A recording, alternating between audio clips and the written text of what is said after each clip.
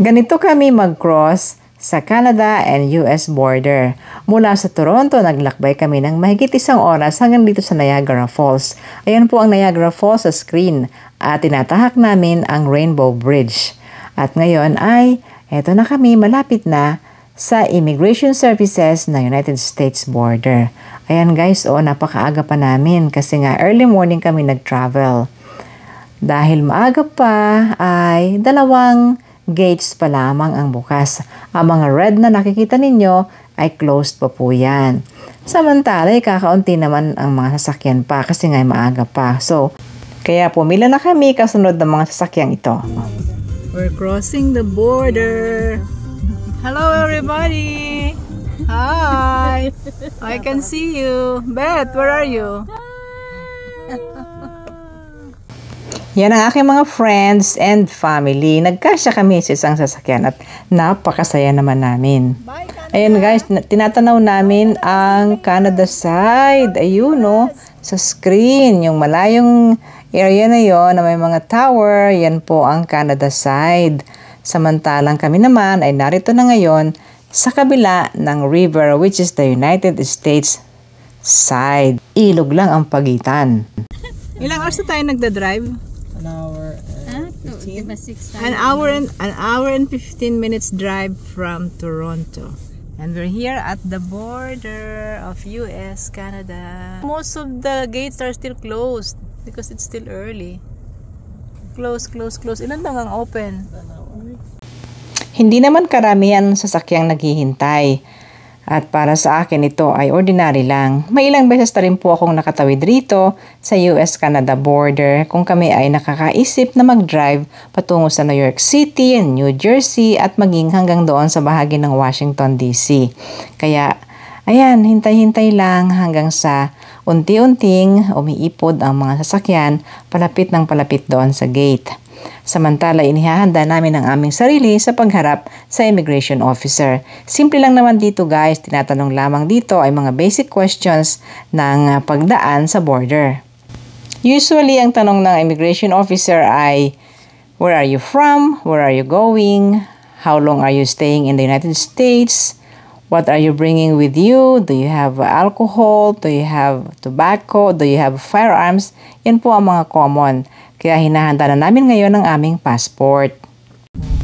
Ayan guys, 8 kami. So 8 mga passport yan. Lahat po ay mga Canadian passports. Kakatuwa rin naman ang Canadian passport dahil pagtawid mo sa Amerika, hindi mo na kailangan ng visa, passport na lang. At sa Canada passport, pwede kang makapunta sa maraming mga bansa. Eto na guys, ito na yung aming turn. Kami na ang lumalapit sa gate at eto na. Ayan na ang US border officer guys.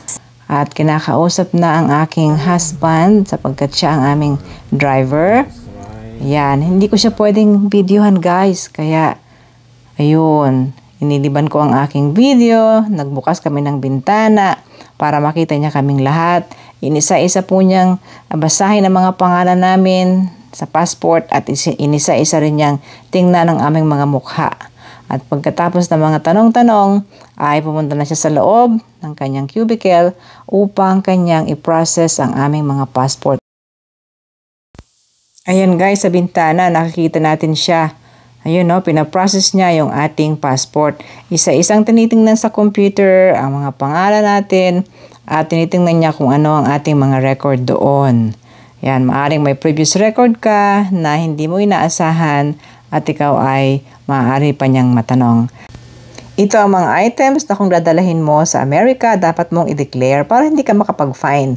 Fruits and vegetables, plants and cut flowers, meat and meat products at mga live animals. Para maiwasan ng multa at ang delay, kailangang i-declare ang mga bagay na yan kung ikaw ay may dala sa iyong sasakyan. Oops, ayan na, mukhang andyan na si officer at tapos na niyang i-verify ang ating mga passport. Ibinalik na ang ating mga passport guys. So, ibig sabihin ay cleared na tayong lahat at siya ay nagpaalam na at binati tayo ng enjoy your stay. Kahit maghapon lang kami guys dito sa USA. Ayan, cleared na kami. Tapos na ang aming border processing at atin nang isara ang bintana ng kotse. We're good to go. Nakalusot kami sa officer. Tapos, sinabi namin na kami magsisimba sa Fatima Shrine. Tapos, uuwi na rin pagkatapos. Ayan. Beth, Welcome to New York. Oh, welcome to New York. This is New York, guys. New York, USA. So, we are now in New York State.